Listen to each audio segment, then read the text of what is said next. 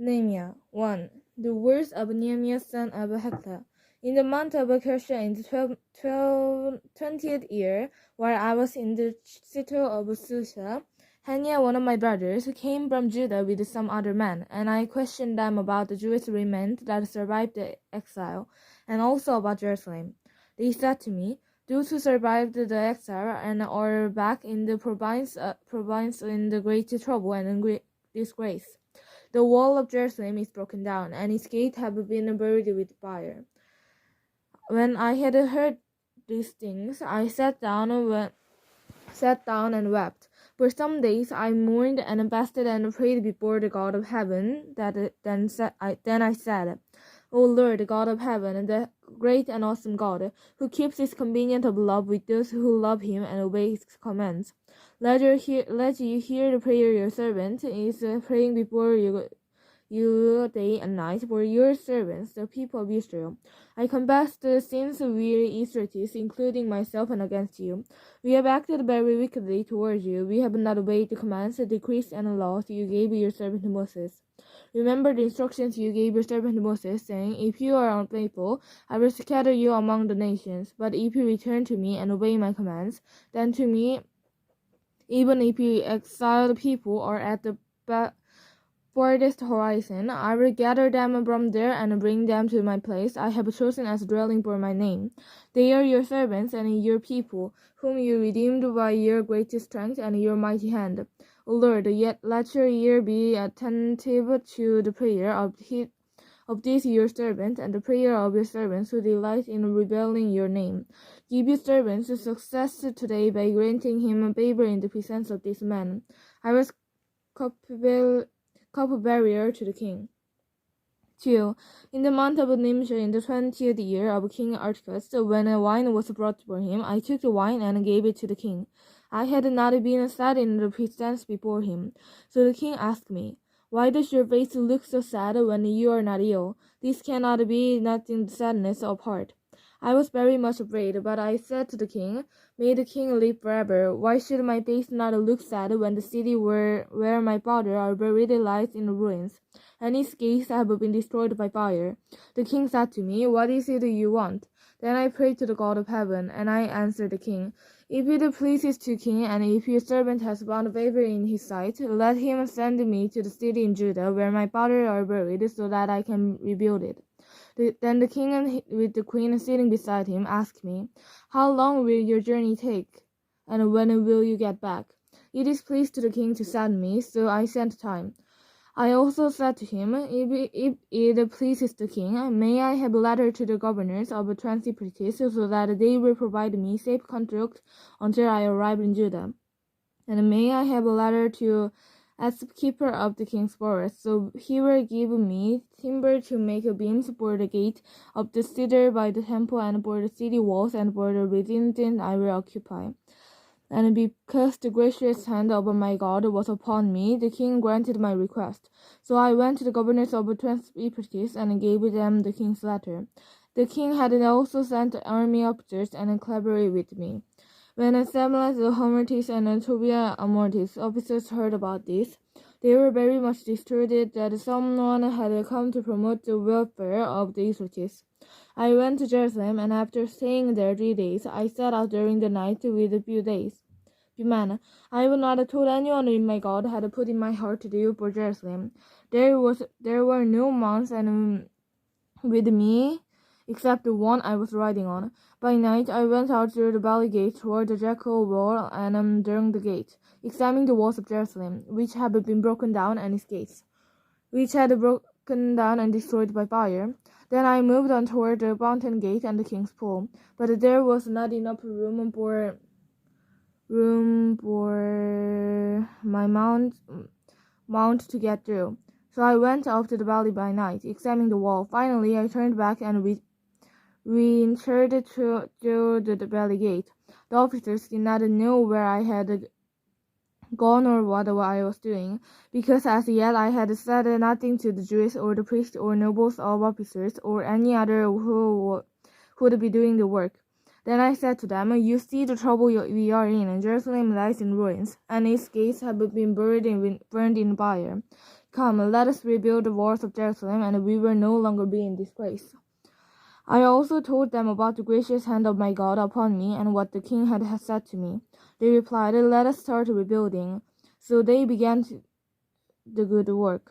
But when Sabbath the Hormate, Tobiah and all his officers, and Gershom the Arab heard about this, they mocked and ridiculed us. What is this you are doing? They asked. Are you rebelling against the king? I asked them by saying, the God of heaven will give us success. We, his servants, will start rebuilding, but as for you, you have no share in Jerusalem or any claims or historic right to it. 3. As about the high priest and his fellow priests went to work and rebuilt the sheep gate. They dedicated it to the steady doors in place, building as far as the towers of the hundreds, which they dedicated, and as far as the tower of Hanel. The men of Jericho built the adjoining section, and then Jechir son of Immer built next to them. The fish gate was rebuilt by the son of Hanessa. They laid its beams and put its doors and bolts and bars in place. Mermont, son of Uriah, the son of Haskell, repaired the next section. Next to him, Melchizedek, son of Berka, the son of Meshullam, made repairs, and next to him, Zadok, son of Bana, also made repairs. The next section was repaired by the men of Toka, but their nobles would not put their shoulders to the work under their supervisors. The Joshua gate was repaired by Judah, son of Pesha, and Melchon, son of Bedecus. They laid its beams and put its doors and bolts and bars in place. Next to them, repairs were made by men from Gibeon and Mizpah, Meltiah of Gibeon, and Jadon the Merethites, places under the authority of the governors of 20 cities. Uzziel, son of Hariah, one of the goldsmiths, repaired the next section, and made repairs next to that. They restored Jerusalem as well as the broad wall. Repeniah, son of Hur, ruler of the half district of Jerusalem, repaired the next section.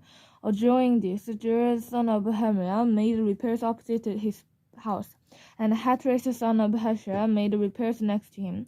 Micah, son of Haram, and Hushah, son of Patmoab, repaired another section and the tower of the ovens. Shalom, son of Hosea, ruler of the half district of Jerusalem, repaired the next section with the help of his daughters. The valley gate was repaired by Hanun and the residents of Genoa. They rebuilt it and put its doors and bolts and bars in place. They also repaired 500 yards of the walls as far as the Dung gate. The Dung gate was repaired by Melchizedek, son of Rechab, ruler of the district of Beth Hakram. He rebuilt it and put its doors and bolts and bars in place. The foundation gate was repaired by Shalom, son of Kol-Hoseh, ruler of the district of Mizpah. He rebuilt it, roofing it over, putting its doors and bolts and bars in place. He also repaired the walls of the pool of Shalom by the king's garden, as well as the steps going down from the city of David. Beyond him, Nehemiah, son of Ajuk, ruling the half district of Bethel, made repairs up to the point opposite of the tombs of David, as far as the articles full of the house of horses. Next to him, the repairs were made by the Levites under Rehum, son of Baniah. Beside him, Hashbah, ruler of half of the district of Achalia, carried out repairs for the district. Next to him, the repairs were made by their countrymen under Binyah, son of Hadban, ruler of the other half district of Achalia. Next to him, Asher, son of Jehu, ruler of Mizpah, repaired another section, from a point facing the ascent to the armory as far as the angel. Next to him, Bunch, son of Jebi, jealously repaired another section, from the angel of the instruction of the house of Espa and the high priest. Next to him, Merati, son of Uriah, son of Hakkus, repaired another section, from the entrance of the Ezra house to the end of it. The repairs next to him were made by the priests from the surrounding regions. Beyond them, Benjamin and Hashub made repairs in front of their houses, and made repairs in front of the Ezra, son of Manasseh, the son of Anya, made repairs beside the house. Next to him, Binyah, son of Hadid, repaired another section, from Esther's house to the angel and the corners, and Paulus, son of Uzziah, worked opposite of the angel and the tower projecting from the upper palace. near the court of the guard. Next to him, Peniah son of Portia and the temple servants living on the hill of Ophir made repairs up to the point opposite to Watergate toward the east and the projecting tower. Next to them, the men of Tekoa repaired another section, from the great projecting tower to the wall of Ophel. Above the horse gate, the priest made repairs, each in front of his own house. Next to them, Zadok son of Immer made repairs opposite his house. Next to him, Shemiah son of Shechemith, the guard of the east gate, made repairs. Next to him, the Hananiah son of Shemiah and Hanun the sixth son of Japhel repaired another section. Next to them, Melsom son of Bersha was repaired opposite his living quarters. Next to him, Micaiah son of the goldsmiths made repairs as far as the house of the temple servants and the merchants, opposite the inspection gate, and as far as the room above the corner, and between the room above the corner and the ship gate, the goldsmiths and the merchants made repairs.